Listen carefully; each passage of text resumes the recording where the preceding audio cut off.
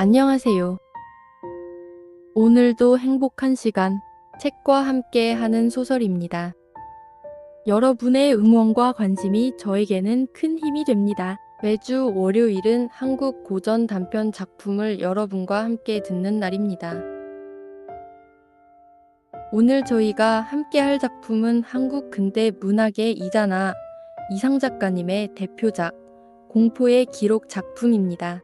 지식인 화자의 파괴적인 내면 풍경을 담은 이 글, 그의 불안하고 처절한 독백을 지금부터 함께 들어보시죠. 오늘 이야기 끝까지 함께 해주세요. 지금 시작합니다. 생활. 내가 이미 오래전부터 생활을 갖지 못한 것을 나는 잘 안다. 단편적으로 나를 찾아오는 생활 비슷한 것도 오직 고통이란 요괴뿐이다.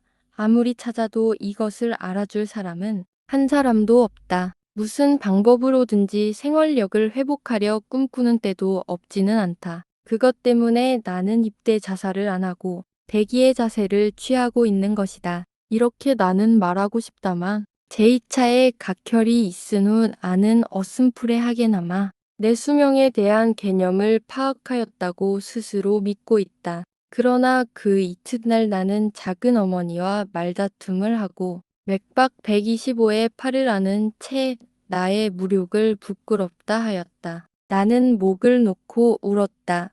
어린애같이 울었다. 남보기에 퍽이나 추악했을 것이다. 그러다 나는 내가 왜 우는가를 깨닫고 곧 울음을 그쳤다. 나는 근래의 내 심경을 정직하게 말하려 하지 않는다. 말할 수 없다. 만신창이의 나이것만 약간의 귀족 취미가 남아있기 때문이다. 그러나 만약 남 듣기 좋게 말하자면 나는 절대로 내 자신을 경멸하지 않고 그 대신 부끄럽게 생각하리라는 그러한 심리로 이동하였다고 할 수는 있다. 적어도 그것에 가까운 것만은 사실이다. 불행한 계승. 4월로 들어서면서는 나는 얼마간 기동할 정신이 났다. 각혈하는 도수도 훨씬 늘고 또 분량도 훨씬 줄었다. 그러나 침침한 방 안으로 후끗한 공기가 들어와서 미적지근하게 미적지근한 체온과 어울릴 적의 피로는 겨울 동안보다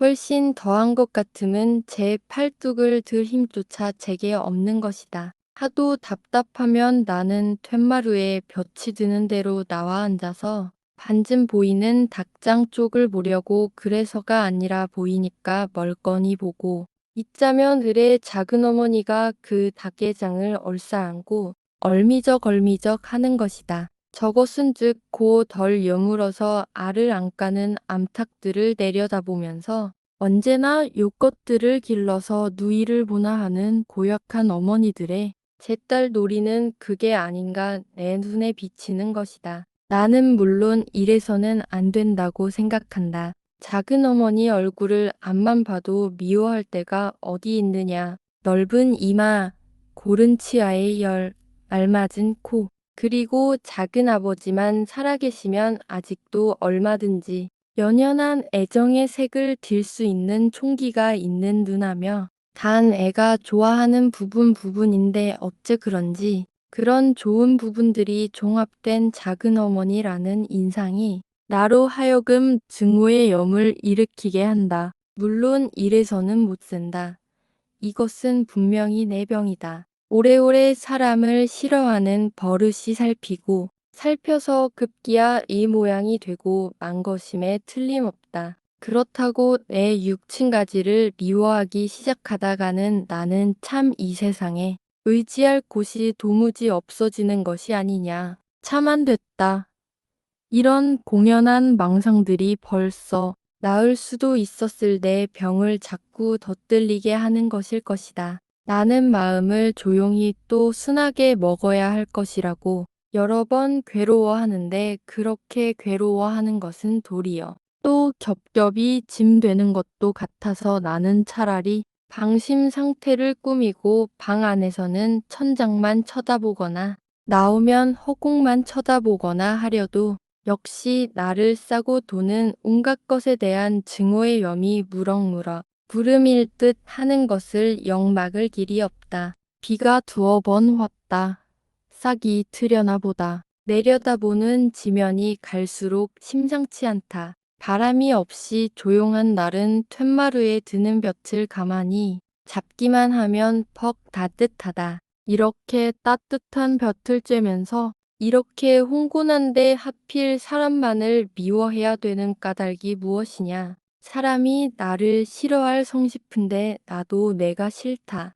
이렇게 저를 사랑할 줄도 모르는 인간이 남을 위할 줄 알 수 있으랴. 없다. 그러면 나는 참 불행하구나. 이런 망상을 시작하면 정말이지 한이 없다. 그러니까 나는 힘이 들고 힘이 드는 것이 싫어도 움직여야 한다. 나는 헌 구두짝을 끌고 마당으로 나가서 담 한 모퉁이를 의지해서 꾸며놓은 닭의 집 가까이 가본다. 혹 따는 마음으로 작은 어머니에게 사과하려는 것인지도 모른다. 그런데 또 이것은 왜 그러나? 작은 어머니는 나를 보더니 얼른 안으로 들어가 버린다. 저러기 때문에 안 된다는 것이다. 닭의 집 높이가 내 턱 좀 못 미쳤기 때문에 나는 거기 가로질린 나무에 턱을 받치고 닭의 집 속을 내려다보고 있자니까. 냄새도 어지간한데 제일 그 수탈기 딱해 죽겠다. 공연히 성이 대밑뚱까지 나서 모가지 털을 벌컥 일으켜 세워가지고는 숨이 헐레벌떡 야단법석이다. 잿다는 그 가운데 막힌 철망을 뚫고 이쪽 암탉들 있는 데로 가고 싶어서 그러는 모양인데 사람 같으면 그만하면 못 넘어갈 줄 알고 그만둠직하건만 이놈은 참 성벽이 대단하다. 가끔 철망 무너진 구멍에 무작정하고 목을 틀어박았다가 잘 나오지 않아서 눈을 감고 끽끽 소리를 지르다가 가까스로 빠져나가는 걸 보고 저놈이 그만하면 단념하였다 하고 있으면 그래도 여전히 야단이다. 나는 그만 그놈의 끈기에 진력이 나서 못생긴 놈, 미련한 놈, 못생긴 놈, 미련한 놈 하고 혼자서 화를 벌컥 내어 보다가도 또 그놈의 그런 미칠 것 같은 정열이 다시 없이 부럽기도 하고 존경해야 할 것 같이 생각히기도 해서 자세히 본다. 그런데 암탉들은 어떠냐 하면 영 본숭만숭이다. 모른 체하고 그저 모이 주워 먹기에만 열중이다. 아, 저러니까 수탉이란 놈이 화가 더 날받게 하고 나는 그 새침대기 암탉들을 안타깝게 생각한 것이다. 좀 가끔 수탉 쪽을 한두 번쯤 건너다도 보아주지 원 하고 나도 실없이 화가 난다. 수탉은 여전히 모이 주워 먹을 생각도 하지 않고 뒤법석을 치는데 좀처럼 허기도 지지 않는다. 이러다가 나는 저 수탉이 대체 요 세 마리 암탉 중에 어떤 놈을 노리는 것인가 살펴보기로 하였다. 물론 수탉이란 놈의 변두가 하도 두리번거리니까 그놈의 시선만 가지고는 알아차리기가 어렵다. 그래서 나는 보통 사람 남자가 여자 보는 그런 눈으로 한번 보아야겠다. 얼른 보기에 사람의 눈으로는 짐승의 얼굴을 사람이 아무개 하듯 구별하기는 어려운 것 같이 보이는데 또 그렇지도 않다. 자세히 보면 저마다 특징다운 특징이 있고 성미도 제각기 다르다. 여 암탉 세 마리도 기뻐하여서 얼른 보기에는 고놈 같고 하더니 얼마만큼이나 들여다보니까 모두 참 다르다. 키가 작달막하고 눈앞이 검고 털이 군데군데 빠지고 흙투성리에 그중 더러운 암탉 한 마리가 내 눈에 띄었다. 새침한 중에도 새침한 품이 풋고추같이 맵겠다. 그렇게 보니 그럴 성도 싶은 게 모이를 먹다가는 대대로 흘깃흘깃 은분한 계집같이 곁눈질을 곧잘 한다. 금방 달려들어 모래라도 한 줌 기얹어 주었으면 하는 공연한 충동을 느끼나 그러나 허리를 굽히기가 싫다. 속 모르는 수탉은 수선도 피는구나. 아무것도 생각 않는 게 상수다. 닭들의 생활에도 그런 갸륵한 분쟁이 있으니 하물며 사람의 탈을 쓴 나에게 수없는 번거로움이 어찌 없으랴. 가엾은 수탉에 내 자신을 비교보고 나는 다시 형 구두짝을 질질 끈다. 바람이 없어서 퍽 따뜻하다. 싹이 트려나 보다. 얼굴이 이렇게까지 창백한 것이 웬일일까 하고 내가 번민해서 내 황박한 의학 지식이 그의 진단하였다. 회충. 그렇지만 이 진단에는 심원한 유서가 있다. 회충이 아니면 심리지장충, 심리지장충이 아니면 조충, 이러리라는 것이다. 회충약을 써서 안 들으면 심리지장충 약을 쓰고 심리지장충 약을 써서 안 들으면 조충약을 쓰고 조충약을 써서 안 들으면 그 다음은 아직 연구해보지 않았다. 어떤 몹시 불쾌한 하루를 선택하여 이선 회충약을 동복하였다. 안다. 두 끼를 절식해야 한다는 것도 복약 후에 반드시 혼도한다는 것도 대낮이다. 이부자리를 펴고 그 속으로 움푹 들어가서 더부죽이 누워서 이래도 하고 그 혼도라는 것이 오기를 기다렸다. 기다리는 마음이 늘 초조한 법. 귀로 위 속이 버글버글하는 소리를 알아듣고 눈으로 방 내 귀가 정말 뒤통그러지려나 보고 옆구리만 좀 근질근질해도 아 유게 혼도라는 놈인가 보다 하고 긴장한다. 그랬건만 닭한 일은 끝끝내 내가 혼도 안 하고 그만두었다는 것이다. 새시를 쳐도 역시 그 턱이다. 나는 그만 흥분했다. 혼독헌영은 정신이 말똥말똥하단 말이다. 이럴 리가 없는데 그렇다고 금방 심리지장충 약을 써보기도 싫다. 내 진단이 너무나 허황한데 스스로 놀라고 또 그 약을 구해야 할 노력이 아깝고 귀찮다. 구름 파듯 뭉게뭉게 불쾌한 감정이 솟아오른다. 이러다가는 저녁 지으시는 작은 어머니와 또 싸우겠군. 얼마 후에 나는 희죽희죽 모자도 안 쓰고 거리로 나섰다. 막 다방해를 들어서니까 수근이 마침 문간을 나서면서 손바닥을 보인다. 쉬, 자네 마누라 와 있네. 나는 정신이 번쩍 났다. 예, 요거 봐라. 하고 무작정 그리 들어서려는 것을 수군이 아예 말리는 것이다. 만좌지 중에서 망신 톡톡이 당할 테니 염치어들. 그런가? 입맛을 적적 다시면서 발길을 돌리기는 돌렸으나 먼발치서라도 어디 좀 보고 싶었다. 속옷을 입고 아내가 나갔거늘 이제 철은 혹것을 입어야 하니 넉 달 지간이나 되나 보다. 나를 배반한 계집이다. 3년 동안 금치기도 사랑하였던 그 짱이다. 따귀도 한 대 갈겨주고 싶다. 호령도 좀 하여 주고 싶다. 그러나 여기는 몰려드는 사람이 하나도 내 얼굴을 모르는 사람이 없는 다방이다. 장이 모양도 사나우리라. 자네 만나면 할 말이 꼭 한마디 있다네. 어쩔라누. 사생결단을 하겠대네.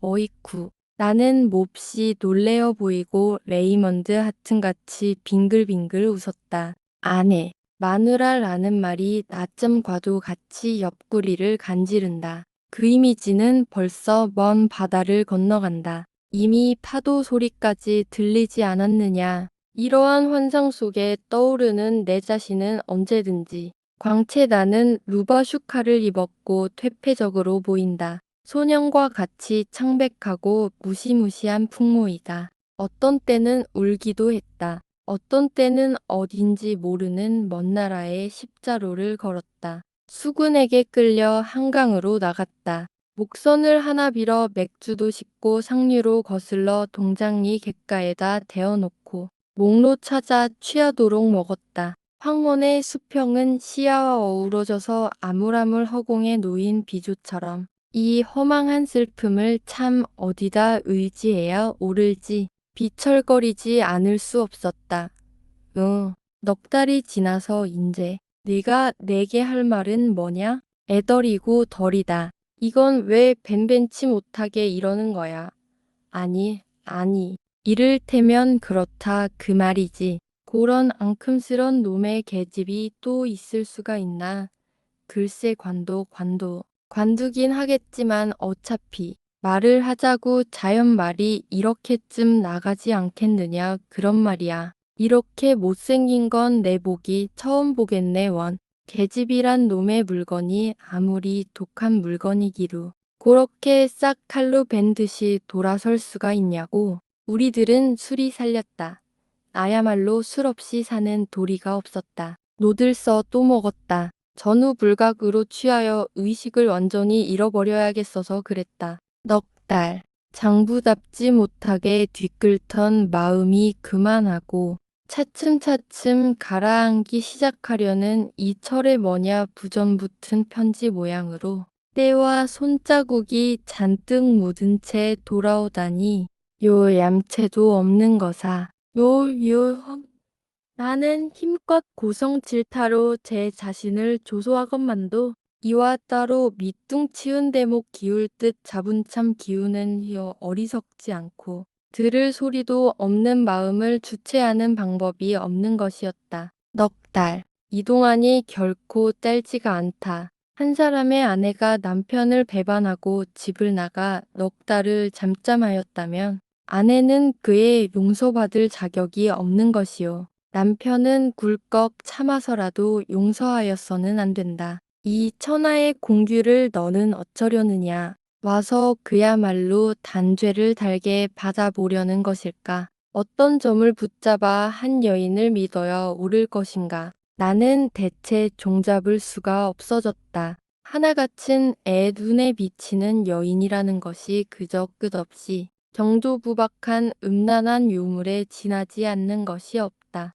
생물이 이렇다는 의의를 훌떡 잃어버린 나는 환신이나 무엇이 다르랴. 산다는 것은 내게 따는 필요 이상의 여유에 지나지 않는다. 그것은 무슨 한 여인에게 배반당하였다는 고만 이유로 해서 그렇다는 것 아니라 사물의 어떤 포인트로 이 믿음이라는 역학에 지점을 삼아야겠느냐는 것이 전혀 캄캄하여졌다는 것이다. 믿다니 어떻게 믿으라는 것인구. 함부로 예제침을 퇴퇴 뱉으면서 보조는 자문 어지럽고 비창한 것이었다.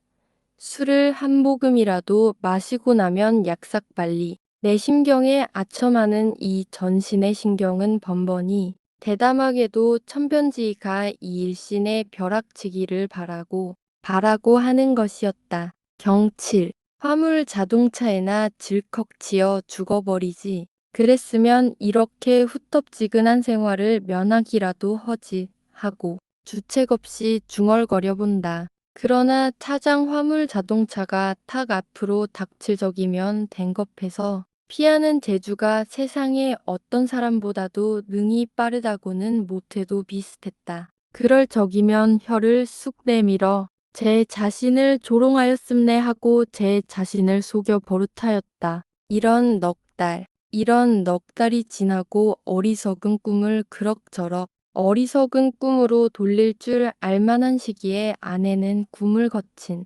걸음걸이로 역행하여 여기 폭군의 인상으로 나타난 것이다. 나는 어떻게 해야 하나? 거함과 같은 불안이 공기와 호흡의 중압이 되어 덤벼든다. 나는 야행열차와 같이 닿아 오르는지도 모른다. 추악한 화물, 그에 차단내고 말았다.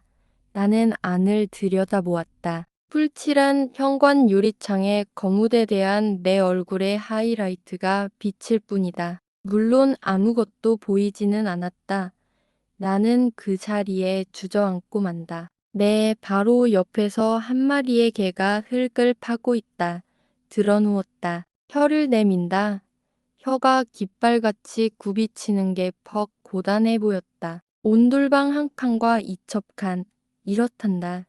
굳게 못질을 하여 놓았다. 분주하게 드나드는 쥐새끼들은 이 집에 관해서 아무것도 나에게 전하지 않는다. 안면 근육이 벼랑간 바작바작 오그라드는 것 같다. 살이 내리나 보다. 사람은 이렇게 하루에도 몇 번씩 살이 내리고 오르고 하나 보다. 날라와야겠다. 그 오물투성이의 대화물을 절이나 하는 듯이 대가라 써붙인 목패 옆에 조그마한 명함 한 장이 꽂혀 있다. 한 전등료는 정 번지로 받으러 오시오.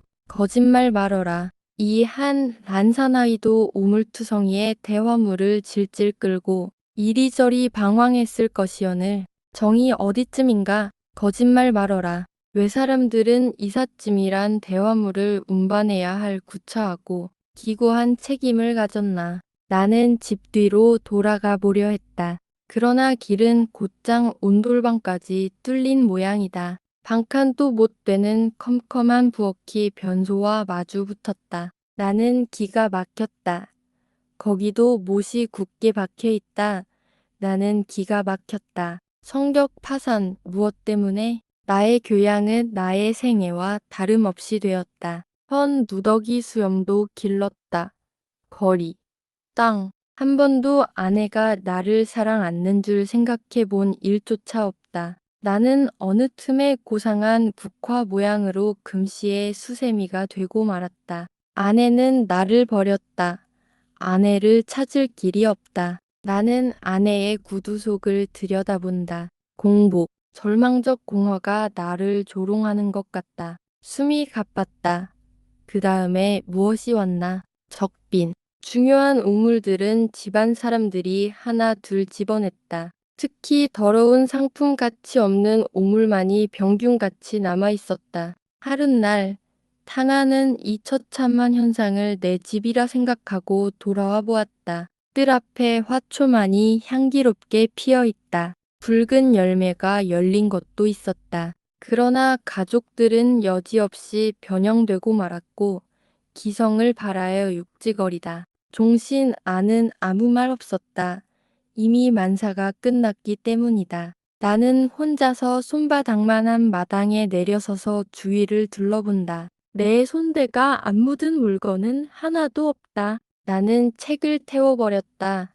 산적했던 서신을 태워버렸다. 그리고 나머지 나의 기념을 태워버렸다. 가족들은 나의 아내에 관해서 나에게 질문하거나 하지는 않는다. 나도 말하지 않는다.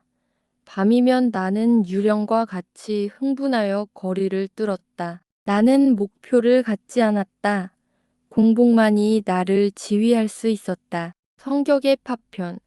그런 것을 나는 꿈에도 돌아보려 않는다. 공허에서 공허로 말과 같이 나는 광분하였다. 술이 시작되었다. 술은 내 몸속에서 향수같이 빛났다. 바른 팔이 왼팔을, 왼팔이 바른 팔을 가혹하게 매질했다. 날개가 부러지고 파랗게 멍든 흔적이 남았다. 몹시 피곤하다. 아방궁을 준대도 움직이기 싫다. 이 집으로 정해버려야겠다. 빨리 운반해야 한다. 그 악취가 가득한 육신들을 피를 토하는 내가 헝구루마 위에 걸레짝같이 실어가지고 운반해야 한다. 노동이다. 나에게는 생각할 여유조차 없었다. 불행의 실천. 나는 닭도 보았다. 또 개도 보았다. 또 소 이야기도 들었다. 또 외국서 섬 그림도 보았다. 그러나 나는 너희들에게 이 행운의 열쇠를 빌려주려고는 않는다. 내가 아니면 보아라 좀 오래 걸렸느냐 이런 것을 만들어 놓을 수는 없다. 책상 다리를 하고 앉은 채 그냥 앉아 있기만 하는 것으로 어떻게 이렇게 힘이 드는지 모른다. 벽은 육중한데 외풍은 들고 천장은 여름 모자처럼 이 방에 감춘 것을 뚜껑 젖히고 고자질하겠다는 듯이 선듯하다. 장판은 뼈가 저리게 하지 않으면 안절부절을 못하게 달랜다. 반다지의 바른 색종리는 눈으로 보는 폭탄이다. 그저께는 그저께보다 여위고 어저께는 그저께보다 여위고 오늘은 어저께보다 여위고 내일은 오늘보다 여윌 터이고 나는 그럼 마지막에는 보송보송한 해골이 되고 말 것이다. 이 불쌍한 동물들에게 무슨 방법으로 죽을 먹이나. 나는 방탕한 장판 위에 넘어져서 한없는 죄를 섬겼다. 죄. 나는 시냇물 소리에서 가을을 들었다. 막에 뽑힌 가슴에 담을 무엇을 나는 찾았다. 그리고 스스로 달래었다. 가만 있으라고. 가만 있으라고. 그러나 드디어 참다 못하여 가을비가 소조하게 내리는 어느 날 나는 화덕을 팔아서 냄비를 사고, 냄비를 팔아서 풍로를 사고, 냉장고를 팔아서 식칼을 사고, 유리 그릇을 팔아서 사기 그릇을 샀다. 식을까봐 연거푸 군부를 뗐고, 구들을 어디 흠씬 얽어보려고 중양이 지난 철에 사날씩 건부러기 하나 아궁이에 안 넣었다. 나는 나의 친구들의 머리에서 나의 번지수를 지워버렸다. 아니, 나의 복장까지도 말갛게 지워버렸다. 은근히 먹는 나의 조석이 게으르게 낳은 육신에 만연하였다. 나의 영양의 찌꺼기가 나의 피부에 지저분한 수염을 낳았다. 나는 나의 독서를 뾰족하게 접어서 종이비행기를 만든 다음 어린아이와 같이 나의 자기를 태워서 죄다 날려버렸다. 아무도 오지 마라. 안 들일 터이다. 내 이름을 부르지 말라. 칠면조처럼 심수를 내기 쉽다. 나는 이 속에서 전부를 살라버릴 작정이다. 이 속에서는 아픈 것도 거북한 것도 동에 닿지 않는 것도 아무것도 없다. 그냥 쏟아지는 것 같은 기쁨이 즐거워할 뿐이다. 내 맨발이 값비싼 향수에 질컥질컥 젖었다. 한 달, 맹렬한 절뚝파리의 세월. 그동안에 나는 나의 성격에 서막을 닫아버렸다. 두 달, 발이 맞아 들어왔다. 호흡은 객기저 고리처럼 찰싹 안팎이 달라붙었다. 탄도를 잃지 않은 질풍이 가리키는 대로 곧잘 가는 황금과 같은 절정의 세월이었다. 그동안에 나는 나의 성격을 서랍 같은 그릇에다 담아버렸다. 성격은 간 대온 데가 없어졌다. 석 달. 그러나 겨울이 왔다. 그러나 장판이 카스텔라 빛으로 타들어왔다. 얄팍한 요 한 겹을 통해서 올라오는 온기는 가히 비밀을 그을릴 만하다. 나는 마지막으로 나의 특징까지 내어 놓았다. 그리고 단 한 재주를 샀다. 송곳과 같은 송곳 노릇밖에 못하는 송곳만도 못한 재주를. 과연 나는 녹슨 송곳 모양으로 멋도 없고 말라버리기도 하였다. 혼자서 나쁜 짓을 해보고 싶다. 이렇게 어두컴컴한 방 안에 표본과 같이 혼자 단조하여 창백한 얼굴로 나는 후회를 기다리고 있다. 1930년대 가장 모던하고 아팠던 영혼의 기록이었습니다. 오늘 이야기 여기까지입니다. 끝까지 함께 해주셔서 감사드립니다.